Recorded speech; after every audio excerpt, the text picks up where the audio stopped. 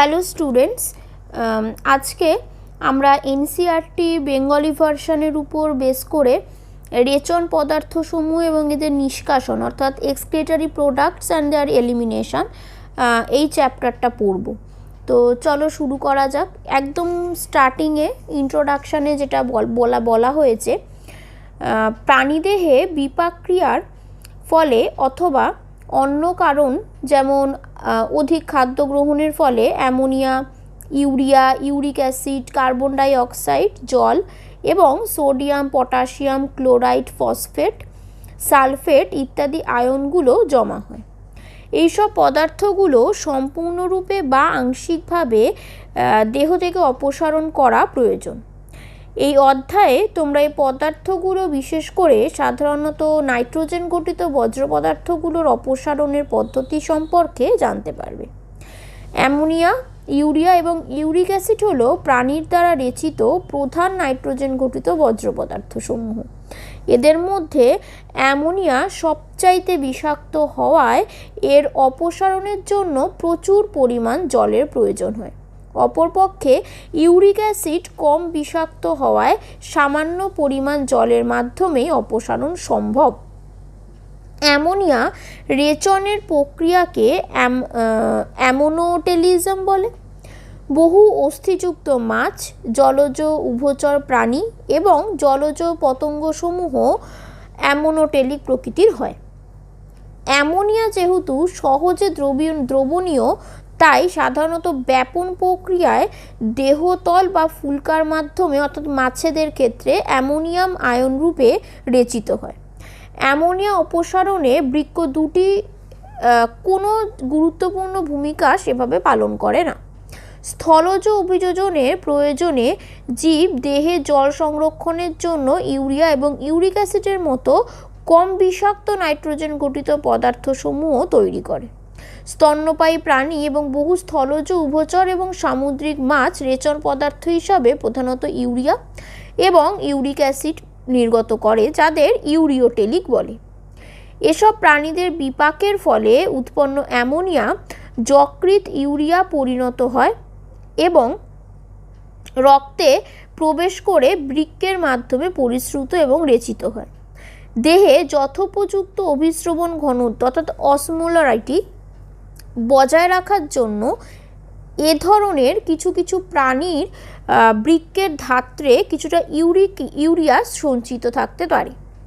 সরীসৃপ, পক্ষী, স্থলজ শামুক এবং পতঙ্গরা কম জল ব্যবহার করে নাইট্রোজেন গঠিত বজ্র পদার্থসমূহ ইউরিক অ্যাসিডের ক্ষুদ্র বটিকা অথবা লেই রূপে ত্যাগ করে এবং এদের ইউরিওটেলিক প্রাণী বলে। সমীক্ষায় প্রাণী জগতে ভিন্ন ভিন্ন গঠন বিশিষ্ট রেচন অঙ্গের উপস্থিতি লক্ষ্য করা যায়। বেশিরভাগ অমেরুদণ্ডী প্রাণীর রেচন অঙ্গগুলো সরল নালিকা সমন্বিত হয়। অন্যদিকে মেরুদণ্ডী প্রাণীদের রেচন অঙ্গ জটিল নালিকা সমন্বিত হয়। একে বৃক্ক বলে। এখানে এমন কিছু গঠনের উল্লেখ করা হয়েছে। প্ল্যাটিহেলমিনথিস অর্থাৎ চ্যাপ্টা কৃমিদের, যেটা প্ল্যানেরিয়া, রটিফার বা কিছু অঙ্গুরিমাল যে পর্বভুক্ত প্রাণী এবং সেফালোকর্ডেটস আছে, অ্যাম্ফিওক্সাস, এদের রেচন অঙ্গ হলো প্রোটোনেফ্রিডিয়া বা শিখাকোষ অর্থাৎ ফ্লেম সেল যেটাকে বলে। প্রোটোনেফ্রিডিয়া প্রাথমিকভাবে আয়ন্স এবং দেহ তরলের আয়তন নিয়ন্ত্রণ করে এবং এই ঘটনাগুলিকেই আমরা অসমোরেগুলেশন বলবো। কেঁচো এবং অন্যান্য অঙ্গুরিমাল পর্বভুক্ত প্রাণীদের রেচন অঙ্গ হলো নেফ্রিডিয়া, যা নলাকার গঠন বিশিষ্ট। নেফ্রিডিয়া নাইট্রোজেন ঘটিত রেচন পদার্থ অপসারণে সাহায্য করে এবং দেহ তরল ও আয়নের ভারসাম্য বজায় রাখে। আরশোলা সহ বেশিরভাগ পতঙ্গের রেচন অঙ্গ হলো Malpighian tubule. Malpighian tubule nitrogen ঘটিত রেচন পদার্থ অপসারণে এবং অসমোরেগুলেশনে সাহায্য করে। চিংড়ির মতো শ্রেণীভুক্ত প্রাণীরা অ্যান্টেনাল গ্রন্থি অর্থাৎ সবুজ গ্রন্থির মাধ্যমে রেচন কার্য সম্পন্ন করে। এরপর আমরা ডিসকাস করব মানুষের রেচনতন্ত্রর ডিটেল স্ট্রাকচার।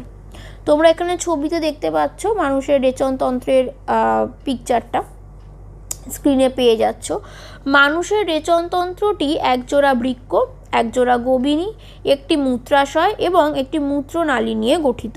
লালচে বাদামি এবং অনেকটা শিমবীজ আকৃতি বিশিষ্ট বৃক্ক দুটি শেষ থোরাসিক কশেরুকা এবং তৃতীয় লাম্বার কশেরুকার মধ্যবর্তী স্থানে উদর গহ্বরের পৃষ্ঠদেশে অন্তঃপ্রাকারের সন্নিকটে অবস্থান করে। প্রাপ্তবয়স্ক মানুষের প্রতিটি বৃক্কের দৈর্ঘ্য প্রায় 10 থেকে 12 সেন্টিমিটার, প্রস্থ 5 থেকে 7 সেন্টিমিটার এবং পুরুত্ব 2 থেকে 3 সেন্টিমিটার সহ গড় ওজন হলো 120 থেকে 170 গ্রাম। বৃক্কের ভেতরের অবতল পৃষ্ঠের কেন্দ্র বরাবর একটি খাঁজ রয়েছে, একে হাইলাম বলে। হাইলামের মধ্যে দিয়ে গোবিনী, রক্তবাহ এবং স্নায়ুগুলো প্রবেশ করে। হাইলামের ভেতরের দিকে একটি প্রশস্ত ফানেল আকৃতির অংশ রয়েছে, একে বৃক্কীয় পেলভিস বলে। রেনাল পেলভিসের সঙ্গে যুক্ত অভিক্ষেপগুলোকে ক্যালিক্স বলে। বৃক্কের বাইরের স্তরে দৃঢ় ক্যাপসুল রয়েছে। বৃক্কের ভেতরে দুটি অঞ্চল রয়েছে, একটা বহিস্থ কর্টেক্স, একটা অন্তঃস্থ মেডুলা।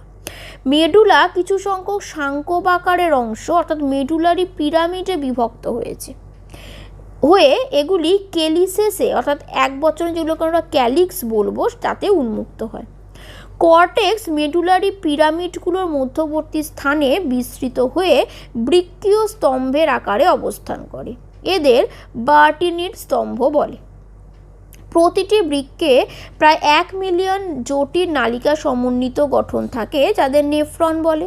নেফ্রনগুলো হলো বৃক্কের কার্যগত একক। প্রতিটি নেফ্রন দুটি অংশে বিভক্ত, গ্লোমেরুলাস এবং বৃক্কীয় নালিকা। বৃক্কীয় ধমনীর একটি সূক্ষ্ম শাখা অর্থাৎ অন্তর্মুখী উপধমনী যে রক্তজালক কুণ্ডলী গঠন করে তাকে গ্লোমেরুলাস বলে। গ্লোমেরুলাস থেকে রক্ত বহির্মুখী উপধমনীর মাধ্যমে বেরিয়ে যায়। গ্লোমেরুলাসকে ঘিরে থাকা একটা দ্বিস্তরীয় কাপ সদৃশ্য গঠন রয়েছে যাকে বাউম্যান ক্যাপসুল বলে, এবং বাউম্যানস ক্যাপসুলের আবরণ থেকেই বৃক্কীয় নালিকা শুরু হয়। বাউম্যানস ক্যাপসুল সহ গ্লোমেরুলাসকে একত্রে ম্যালপিজিয়ান বডি অথবা বৃক্কীয় কর্পাসল বলে। বৃক্কীয় নালিকা কিছুদূর অগ্রসর হয়ে আরও কুণ্ডলীকৃত প্যাঁচানো পরাসংবর্তনালী প্রক্সিমাল কনভলিউটেড টিউবিউল গঠন করে।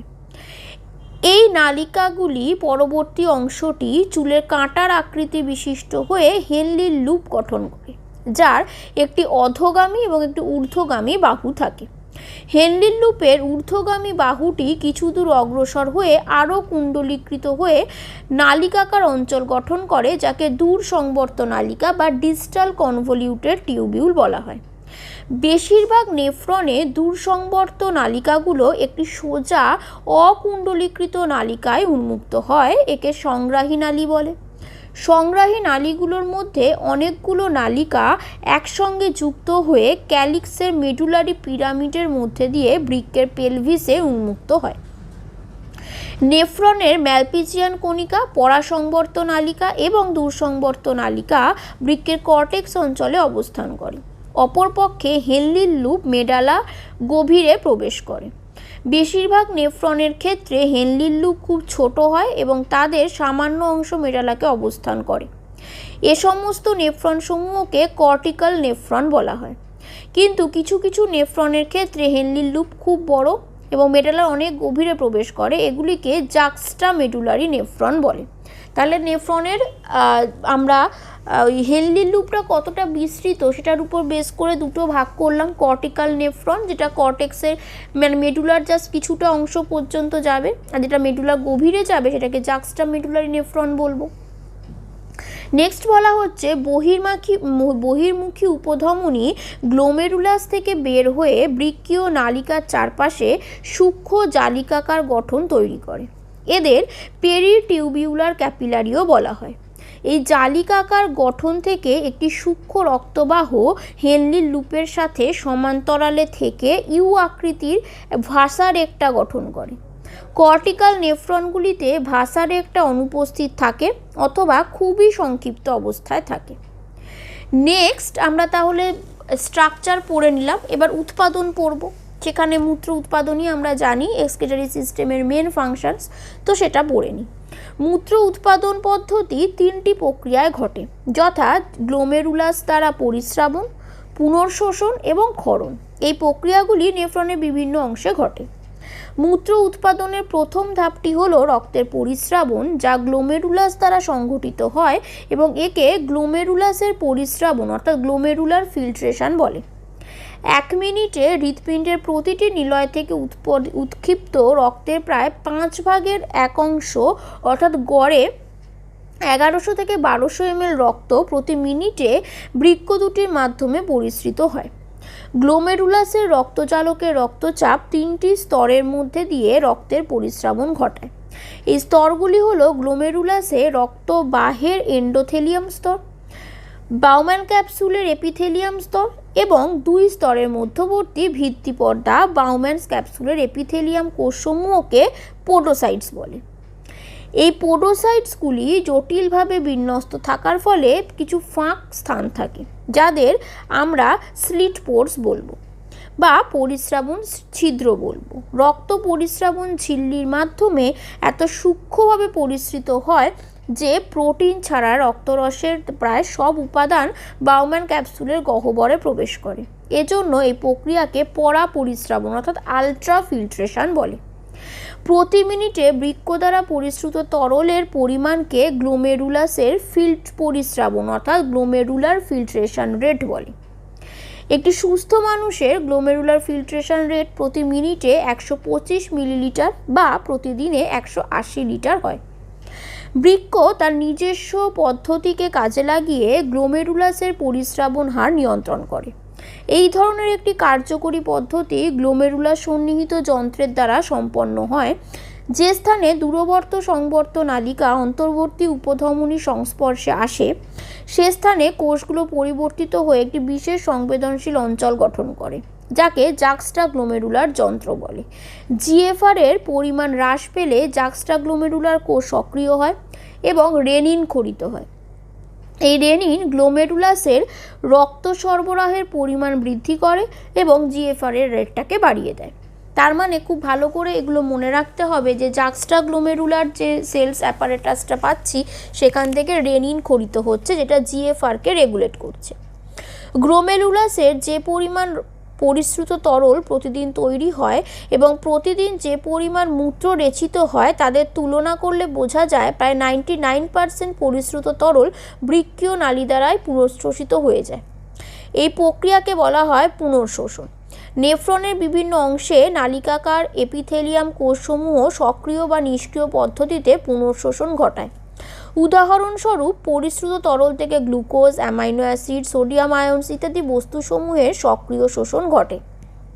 অন্যদিকে নাইট্রোজেনযুক্ত বজ্র পদার্থসমূহের ক্ষেত্রে নিষ্ক্রিয় শোষণ ঘটে। নেফ্রনের বৃক্কীয় নালিকার প্রথম অংশে জলের নিষ্ক্রিয় পুনঃশোষণ ঘটে। মূত্র উৎপাদনের সময় বৃক্কীয় নালিকার কোষগুলো পরিস্রুত তরলে H+, K+ এবং অ্যামোনিয়ামের মতন বস্তুসমূহ ক্ষরণ করে। দেহতলের অম্ল, ক্ষার এবং আয়নের সমতা বজায় রাখার জন্য বৃক্কীয় নালিকার এই ক্ষরণ মূত্র উৎপাদনের একটি গুরুত্বপূর্ণ ধাপ। বৃক্কীয় নালিকার কার্যাবলী। প্রথমে আমরা পরাসংবর্ত নালিকা অর্থাৎ প্রক্সিমাল কনভলিউটেড টিউবিউলের কাজ পড়ব।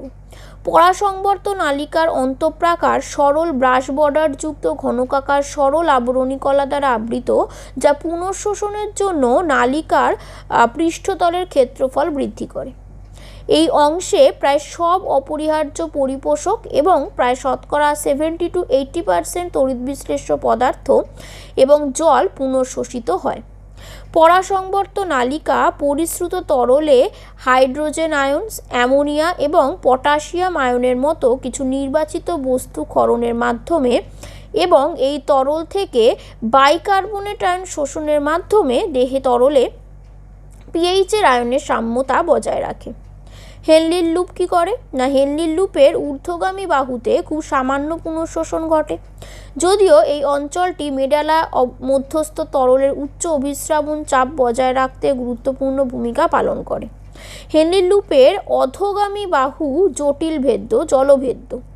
কিন্তু তড়িৎ বিশ্লেষ্য পদার্থের ক্ষেত্রে প্রায় অবেদ্য। এর ফলে অধোগামী বাহু দিয়ে প্রবাহিত হওয়ার সময় পরিস্রুত তরলের গাঢ়ত্ব বাড়ে। ঊর্ধ্বগামী বাহু জল অবেদ্য, কিন্তু এর মধ্যে দিয়ে সক্রিয় অথবা নিষ্ক্রিয় পদ্ধতিতে তড়িৎ বিশ্লেষ্য পদার্থগুলোর পরিবহন ঘটে। তাই হেনলির লুপের ঊর্ধ্বগামী বাহুর মধ্যে দিয়ে যখন গাঢ় পরিস্রুত তরল প্রবাহিত হয় তখন সেখান থেকে তড়িৎ বিশ্লেষ্য মেডালাস্থিত তরলে বেরিয়ে যায়, ফলে পরিস্রুত তরলের তরলীকরণ ঘটে বা গাঢ়ত্ব হ্রাস পায়। এই যেটা আমি বললাম তার ছবিটা এখানে দেখানো হয়েছে। দূর সংবর্ত নালিকা। বৃক্কীয় নালিকার এই অংশে সোডিয়াম এবং জলের শর্ত সাপেক্ষ পুনঃশোষণ ঘটে। দূর সংবর্ত নালিকা বাইকার্বনেট আয়নসও পুনঃশোষণ করে। রক্তে পিএইচ এবং সোডিয়াম পটাশিয়ামের ভারসাম্য বজায় রাখতে এই অংশে হাইড্রোজেন এবং পটাশিয়াম আয়নস এবং অ্যামোনিয়া খরিত হয়। সংগ্রাহী নালী। এই লম্বা নালীটি নালিকাকার বৃক্কের কর্টেক্স থেকে মেডালার ভিতরের অংশ পর্যন্ত বিস্তৃত এবং এই অঞ্চল থেকে প্রচুর পরিমাণে জল পুনঃশোষিত হওয়ার ফলে এখানে গাঢ় মূত্র উৎপন্ন হয়। মেডালা অংশে অভিস্রবণ ঘনত্ব বজায় রাখার জন্য সংগ্রাহী নালী থেকে কিছু ইউরিয়া বেরিয়ে মেডালার অন্তর্বর্তী স্থানে আসে। এই অংশ রক্তের পিএইচ এবং আয়নের ভারসাম্য বজায় রাখার জন্য কিছু নির্বাচিত পদার্থ অর্থাৎ H+, K+ আয়নের ক্ষরণ ঘটায়। এরপরে হচ্ছে যে পরিস্রুত তরলের গাঢ়করণ প্রক্রিয়া কিভাবে হয়, অর্থাৎ কাউন্টার কারেন্ট মেকানিজম পড়ব আমরা ইউরিন ফরমেশনে। কি বলা হচ্ছে, মানে mechanism of concentration of the filtrate. স্তন্যপায়ী প্রাণীরা গাঢ় মূত্র উৎপাদনে সক্ষম। এই প্রক্রিয়ায় হেনলির লুপ এবং ভাসার একটা গুরুত্বপূর্ণ ভূমিকা পালন করে। হেনলির লুপের দুই বাহুতে পরিস্রুত তরল বিপরীত দিকে প্রবাহিত হয় এবং এজন্য প্রতি প্রবাহ কাউন্টার কারেন্ট সৃষ্টি হয়। ভাসার একটার দুই বাহুর মধ্যে দিয়েও রক্ত প্রবাহ প্রতিপ্রবাহ পদ্ধতিতে হয়, অর্থাৎ কাউন্টার কারেন্ট পদ্ধতিতে হয়। হেনলির লুপ এবং ভাসার একটার পরস্পরের কাছাকাছি অবস্থান করে এবং তাদের মধ্যে সৃষ্ট তড়িৎ প্রবাহ মেডালার ভেতরের দিকের অন্তর্বর্তী অঞ্চলকে ক্রমবর্ধমান অভিস্রবণ চাপ বজায় রাখতে সাহায্য করে। যেমন কর্টেক্স, সেখানে মোটামুটি 3000 অসমোরেগুলারিটি মেনটেন হয়। তো এভাবে সোডিয়াম ক্লোরাইড, ইউরিয়া এসবের জন্য হেনলির লুপের ঊর্ধ্বগামী বাহুর মধ্যে দিয়ে সোডিয়াম ক্লোরাইডের পরিবাহিত হয়ে ভাসার একটা নিম্নগামী সঙ্গে মিলিত হয়। এই পরিমাণ ইউরিয়া হেনলির লুপের ঊর্ধ্বগামী বাহুর পাতলা অংশে প্রবেশ করে এবং পরে সংগ্রাহী নালিকার মধ্যে দিয়ে ইন্টারস্টিশিয়ামে এসে ফিরে আসে। তাহলে হেনলির লুপ এবং ভাসার একটার বিশেষ সজ্জাক্রমের জন্য উপরে বর্ণিত বস্তুগুলো সহজেই পরিবাহিত হতে পারে। একে বলা হয় প্রতিপ্রবাহী প্রক্রিয়া, অর্থাৎ কাউন্টার কারেন্ট মেকানিজম। এই প্রক্রিয়া মেডুলার ইন্টারস্টিয়াম অঞ্চলে ঘনত্বের নতিমাত্রা বজায় রাখতে সাহায্য করে। মেডুলারি ইন্টারস্টিশিয়ামের এই ধরনের নতিমাত্রা উপস্থিতি সংগ্রাহী নালিকা থেকে সহজেই জলের পুনঃশোষণে সাহায্য করে এবং সেই সাথে পরিস্রুত তরলের গাঢ়ত্বও বৃদ্ধি পায়। মূত্র উৎপাদন প্রক্রিয়ার শুরুতে যে পরিস্রুত তরল উৎপন্ন হয় তার তুলনায় প্রায় 4 গুণ ঘন মূত্র মানুষের বৃক্ক দুটি তৈরি করতে পারে। এরপরে আমরা পড়ব বৃক্কের কাজ বা নিয়ন্ত্রণ। সেখানে দেখো বলা হচ্ছে যে হাইপোথ্যালামাস, জাক্সটাগ্লোমেরুলার অ্যাপারেটাস এবং কিছু ক্ষেত্রে হৃৎপিণ্ডের প্রভাবে হরমোনের ফিডব্যাক পদ্ধতির দ্বারা বৃক্কের কার্যাবলী সুদক্ষভাবে পরিচালিত এবং নিয়ন্ত্রিত হয়। রক্তের পরিমাণ, দেহ তরলের পরিমাণ এবং আয়নের ঘনত্ব পরিবর্তন দ্বারা আমাদের দেহের অভিস্রবণ গ্রাহকগুলো অর্থাৎ অসমো রিসেপ্টরস সক্রিয় হয়। দেহ থেকে অতিরিক্ত তরল বেরিয়ে গেলে এই গ্রাহকগুলো সক্রিয় হতে পারে এবং এরা হাইপোথ্যালামাসকে উদ্দীপিত করে, ফলে নিউরোহাইপোফাইসিস থেকে অ্যান্টিডাইউরেটিক হরমোন বা ভেসোপ্রেসিন খরিত হয়। এডিএইচ হরমোন বৃক্কনালিকার শেষ অংশগুলোকে জলের পুনঃশোষণে সহায়তা করে এবং ডাইউরেসিস অর্থাৎ দেহ থেকে অতিরিক্ত জলের অপসারণকে রোধ করে। দেহ তরলের পরিমাণ বৃদ্ধি পেলে এই অভিস্রবণ গ্রাহকগুলো আবার নিষ্ক্রিয় হয়ে যায় এবং এডিএইচের ক্ষরণ মন্দীভূত হয়। এইভাবে হরমোন ফিডব্যাক সম্পূর্ণ হয়। এডিএইচ রক্তবাহের সংকোচন ঘটিয়ে বৃক্কের কাজকেও প্রভাবিত করে। এর ফলে রক্তচাপও বৃদ্ধি পায়। রক্তচাপ বৃদ্ধি পেলে গ্লোমেরুলাসের রক্তপ্রবাহ বাড়বে এবং গ্লোমেরুলাসের পরিস্রাবনের হারও বেড়ে যাবে। জাক্সট্রাগ্লোমেরুলার অ্যাপারেটাস একটা জটিল নিয়ন্ত্রকের ভূমিকা পালন করে। গ্লোমেরুলাসের রক্ত প্রবাহ, গ্লোমেরুলাসের রক্তচাপ, গ্লোমেরুলাসের পরিস্রাবন হার হ্রাস পেলে জাক্সট্রাগ্লোমেরুলাসের যে সেলসগুলো রয়েছে সেগুলো সক্রিয় হয়ে রেনিন ক্ষরণ করে। এই রেনিন রক্তের অ্যাঞ্জিওটেনসিনকে অ্যাঞ্জিওটেনসিন 1 এবং অ্যাঞ্জিওটেনসিন 2-তে পরিণত করে। অ্যাঞ্জিওটেনসিন 2 একটা শক্তিশালী রক্তবাহ সংকোচক হিসাবে কাজ করে এবং গ্লোমেরুলাসের রক্তচাপ বাড়ে এবং সেই সঙ্গে জিএফআরও বৃদ্ধি পায়। অ্যাঞ্জিওটেনসিন 2 অ্যাক্সিনাল কর্টেক্সের উপর উদ্দীপিত করে এবং এর ফলে সেখান থেকে অ্যালডোস্টেরনও ক্ষরণ হয়। অ্যালডোস্টেরন হরমোনের প্রভাবে দূরসংবর্ত নালিকায় সোডিয়ামের পুনঃশোষণ ঘটে এবং যার ফলে জিএফআর বৃদ্ধি পায়। এই জটিল পদ্ধতিটা সাধারণত রেনিন অ্যাঞ্জিওটেনসিন পদ্ধতি বলা হয়। হৃৎপিণ্ডের অলিন্দে রক্তপ্রবাহ বৃদ্ধি পেলে হৃৎপিণ্ড অ্যাট্রিয়াল নাট্রিউরেটিক ফ্যাক্টর অর্থাৎ এএনএফ ক্ষরণ করতে পারে। এএনএফ রক্তের প্রসারণ ঘটায় এবং এর ফলে রক্তচাপ হ্রাস পায়। এএনএফ এই পদ্ধতিকে রেনিন অ্যাঞ্জিওটেনসিনের কার্যপদ্ধতিও কিন্তু নিয়ন্ত্রণ হয়। এবার হচ্ছে মূত্র ত্যাগ পদ্ধতি মানে মিকচুরিশনস। সেটা কীরকম না, নেফ্রনের বিভিন্ন অংশের ক্রিয়ার উৎপন্ন যে মূত্র সেটা পরিবেশে মুক্ত হবে অবশেষে। তো সেটাই বলা হচ্ছে যে অবশেষে মূত্রথলিতে এসে জমা হয় এবং কেন্দ্রীয় স্নায়ুতন্ত্রের প্রভাবে একটা ঐচ্ছিক উদ্দীপনা সৃষ্টি না হওয়া পর্যন্ত মূত্রথলিতে জমা হতে থাকে।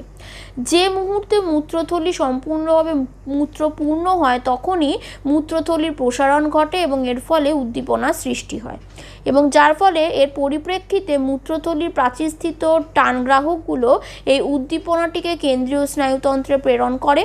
কেন্দ্রীয় স্নায়ুতন্ত্র থেকে প্রেরিত আজ্ঞাবহ বার্তা মূত্রথলির মসৃণ পেশির সংকোচনের সূচনা করে এবং একই সাথে মূত্রনালী স্ফিংক্টার পেশির শিথিলতা ঘটায় এবং এর ফলেই মূত্রথলি থেকে মূত্রে নির্গমন ঘটে।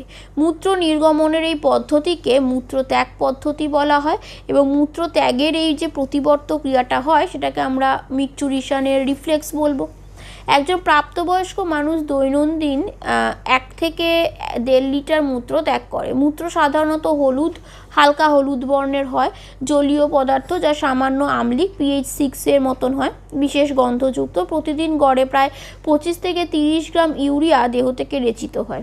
বিভিন্ন অবস্থা মূত্রের চারিত্রিক বৈশিষ্ট্যকে প্রভাবিত করতে পারে। বহু বিপাকীয় ত্রুটি এবং এর পাশাপাশি বিপাকজনিত ত্রুটি এবং বৃক্কের ত্রুটিপূর্ণ কার্যাবলী জনিত রোগসমূহ নির্ণয়ের ক্ষেত্রে মূত্রের বিশ্লেষণ সাহায্য করে। উদাহরণস্বরূপ মূত্রে গ্লুকোজের উপস্থিতি গ্লাইকোসুরিয়া এবং কিটোনের উপস্থিতি কিটোনিউরিয়া মধুমেহ অর্থাৎ ডায়াবেটিস মেলিটাস রোগের সূচনা করতে বা বুঝতে সাহায্য করে।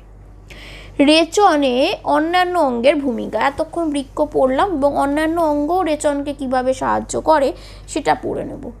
বৃক্ক ছাড়া ফুসফুস, যকৃৎ এবং ত্বকও রেচন পদার্থের অপসারণ ঘটাতে সাহায্য করে। প্রতিদিন আমাদের ফুসফুসগুলো পর্যাপ্ত পরিমাণ কার্বন ডাই অক্সাইড গড়ে প্রায় 80 লিটার পার ডে এবং যথেষ্ট পরিমাণে জলের দেহ থেকে অপসারণ ঘটায়। আমাদের দেহে সবচেয়ে বড় গ্রন্থি হলো যকৃৎ। এটি পিত্তরস সমন্বিত বস্তু যেমন bilirubin, biliverdin, cholesterol, steroid hormone, ভগ্নাংশ, ভিটামিন এবং ড্রাগস ক্ষরণ করে। পরিশেষে এই পদার্থগুলোর বেশিরভাগই পাচন বর্জ্যের সাথে দেহ থেকে নির্গত হয়। ত্বকের ঘর্মগ্রন্থি এবং তৈলগ্রন্থি তাদের ক্ষরণের মাধ্যমে দেহ থেকে কিছু পরিমাণ অপসারণ ঘটাতে পারে। ঘর্মগ্রন্থি থেকে উৎপন্ন ঘর্ম সোডিয়াম ক্লোরাইড, সামান্য পরিমাণ ইউরিয়া, ল্যাকটিক অ্যাসিড ইত্যাদি সমন্বিত জটিল তরল দেহতলে শীতল রাখার জন্য ঘর্মের মুখ্য কাজ হলো এটির উপরোক্ত বজ্র পদার্থগুলোর মধ্যে কিছু বজ্র পদার্থের অপসারণে সাহায্য করা। তৈলগ্রন্থি স্টেরল, হাইড্রোকার্বন এবং মোমের মতো কিছু পদার্থের অপসারণ ঘটায়। এই ক্ষরণ ত্বকের উপর একটি সুরক্ষা প্রদানকারী তৈলাক্ত আবরণ গঠন করে। তোমরা জানো কি লালারসের মাধ্যমেও কিন্তু কিছু পরিমাণ নাইট্রোজেন ঘটিত বজ্র পদার্থ অপসারণ হয়। রেচনতন্ত্রের গোলযোগ হলে কি হবে? ডিসঅর্ডার্স, এটা পড়তে হবে।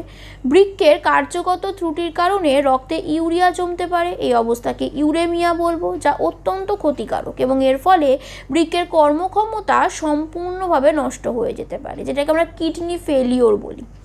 এইসব রোগীর ক্ষেত্রে হিমোডায়ালাইসিস প্রক্রিয়ার মাধ্যমে ইউরিয়া অপসারণ করা যেতে পারে। দেহের একটি সুবিধাজনক ধমনী থেকে রক্তকে বের করে নিয়ে এসে তাতে হেপারিন নামক তঞ্চন নিরোধক পদার্থ যোগ করে রক্তকে ডায়ালাইজিং ইউনিটে চালানো করা হয়। এই ইউনিটে একটি প্যাঁচানো সেলোফেন নালিকাকে ঘিরে ডায়ালাইসিসে সাহায্যকারী যে ডায়ালাইজিং ফ্লুইডস একটি তরল থাকে। নাইট্রোজেন গঠিত বজ্র পদার্থ ব্যতি রেখে এই তরলের উপাদানগুলি রক্তরসের উপাদানের মতোই হয়। ঘনত্বের নতিমাত্রার উপর ভিত্তি করে এই নালিকা ছিদ্র সেলোফেন পর্দা বিভিন্ন অণুর চলাচলকে সাহায্য করে। ডায়ালাইসিসে সাহায্যকারী তরলে নাইট্রোজেন গঠিত বজ্র পদার্থ না থাকায় এই বস্তুগুলো সহজে বেরিয়ে আসে এবং এভাবে রক্ত পরিশ্রুত হয়। এই পরিশ্রুত রক্তের সাথে অ্যান্টিহেপারিন মিশিয়ে একটি শিশিরের মাধ্যমে পাঠিয়ে দেওয়া হয়। এই সমস্ত বিশ্বের হাজার হাজার ইউরেমিক রোগী অর্থাৎ কিডনির সমস্যায় ভুগছেন এমন রোগীদের জন্য পদ্ধতিটি আশীর্বাদ স্বরূপ। তীব্র রেনাল ফেলিওর জনিত সমস্যা সমাধান বৃক্ক প্রতিস্থাপন করাই হলো সর্বশেষ পদ্ধতি। বৃক্ক প্রতিস্থাপনের ক্ষেত্রে একজন দাতার, বিশেষত গ্রহীতার কোনো নিকট আত্মীয়ের দান করা এবং একটি কর্মক্ষম বৃক্ক ব্যবহৃত হয়, যাতে গ্রহীতার অনাক্রম্যতন্ত্র কর্তৃক ওই প্রতিস্থাপিত বৃক্কের বর্জনের সম্ভাবনা হ্রাস পায়। আধুনিক উন্নত চিকিৎসা পদ্ধতির কারণে এ ধরনের জটিল প্রক্রিয়ার সাফল্যেরও হার অনেক বেড়েছে। স্টোন হয় বৃক্কের, রেনাল ক্যালকিউলি বলবো আমরা। তো বৃক্কের উৎপন্ন পাথর বা জলে অদ্রবণীয় কেলাসাকার লবণ, অক্সালেট, এগুলো থেকে অনেক সময় এই রেনাল ক্যালকিউরি হতে পারে। গ্লোমেরুলোনেফ্রিটাইটিসটা হচ্ছে বৃক্কের যদি গ্লোমেরুলাসে কোনো রকম সমস্যা হয়, প্রদাহ হয়, তো তখন তাহলে গ্লোমেরুলোনেফ্রিটাইটিস বলবো। তো এই ছিল আজকের ডিসকাশন। তো তোমরা এটা শুনো, কার কীরকম লাগছে অবশ্যই কমেন্টে জানিও। এবং এরকম আরও যেগুলো মানে টোটালি এনসিইআরটি ধরে করা আছে তোমাদের জন্য পডকাস্ট, তো সেগুলোর লিঙ্ক তোমরা পেয়ে যাবে এই ভিডিওর এন্ড স্ক্রিনে দেওয়া থাকবে। প্লাস তোমরা আই বাটন চেক করতে পারো, তোমরা আমার চ্যানেলে প্লেলিস্টও চেক করতে পারো, সেখানেও কিন্তু প্লেলিস্ট করে দেওয়া আছে। তো কেমন লাগলো কমেন্টে জানিও। Thank you.